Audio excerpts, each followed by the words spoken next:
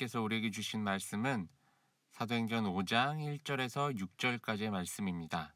아나니아라 하는 사람이 그의 아내 삽비라와 더불어 소유를 팔아 그 값에서 얼마를 감추매 그 아내도 알더라. 얼마만 가져다가 사도들의 발 앞에 두니 베드로가 이르되 아나니아야 어찌하여 사탄이 네 마음에 가득하여 네가 성령을 속이고 땅값 얼마를 감추었느냐. 땅이 그대로 있을 때에는 네 땅이 아니며 판 후에도 네 마음대로 할 수가 없더냐. 어찌하여 이 일을 네 마음에 두었느냐. 사람에게 거짓말한 것이 아니요 하나님께로다. 아나니아가 이 말을 듣고 엎드러져 혼이 떠나니 이 일을 듣는 사람이 다 크게 두려워하더라. 젊은 사람들이 일어나 시신을 싸서 메고 나가 장사하니라. 아멘. 오늘을 허락하신 하나님께 감사와 찬양 올려드립니다. 사도들이 성령의 충만함을 입어 서로의 필요를 채워주기 위해 자신의 것을 아끼지 않고 헌금을 하며 또한 자신의 것을 팔아 또 필요한 자들에게 나눠주고 있을 그때 아나니아라는 한 사람이 자신의 아내와 함께 공모를 합니다. 어떤 일을 공모하게 되냐면 자신의 땅을 팔긴 팔아요. 팔긴 파는데 그 판돈의 일부를 먼저 자신들이 취합니다. 그리고 나머지 금액을 가지고 나와서 사도들 앞에 헌금을 하죠. 그때 베드로가 이렇게 이야기를 하는 거죠. 아나니아야, 네가 어찌하여 사탄에게 넘어가서 성령께 거짓말하고 땅값의 일부를 몰래 떼어두었느냐. 그 땅은 팔기 전에도 네 것이었고 판 뒤에도 네 것이어서 그 돈을 네 마음대로 할 수 있었다. 그런데 네가 무슨 생각으로 이런 속임수를 썼느냐. 너는 사람에게 거짓말한 것이 아니라 하나님께 거짓말한 것이다. 아나니아는 그 말을 듣고 난 후에 그 자리에서 바로 죽습니다. 이 소식을 들은 사람들은 하나님을 두려워하고 또 젊은 사람들이 와서 그 아나니아의 시체를 싸매고 나가 이제 묻습니다.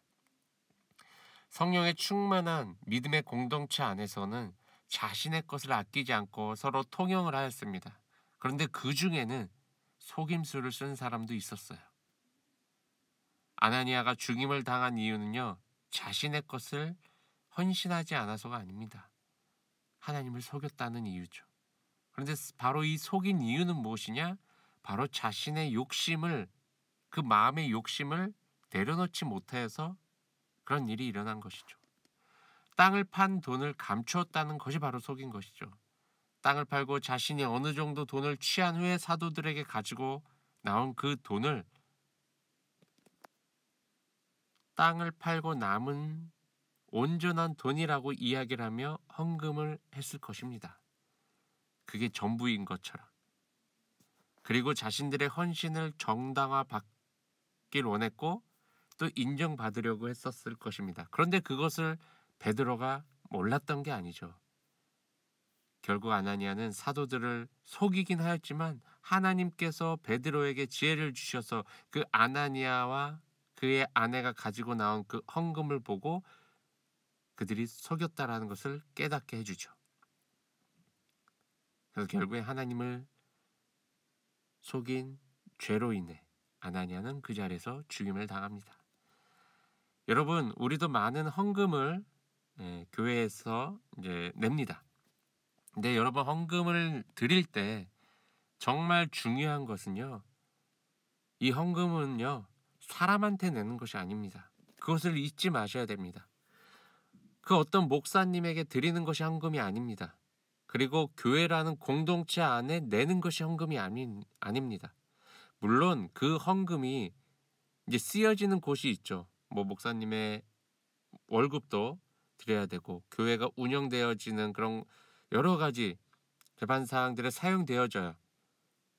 하지만요, 여러분, 헌금은요, 하나님께 드리는 거예요. 그걸로 끝이어야 된다는 거죠. 그렇기 때문에 이 헌금이 어떻게 사용되어지는지에 대해서는 우리가 상관할 바 아니라는 것이죠. 헌금이 어떻게 쓰여지는지에 대해서 궁금해하거나 그것을 알고 싶어하거나 그것에 자신의 생각을 집어넣는 순간은요, 이 헌금을요, 내 스스로 판단하게 됩니다.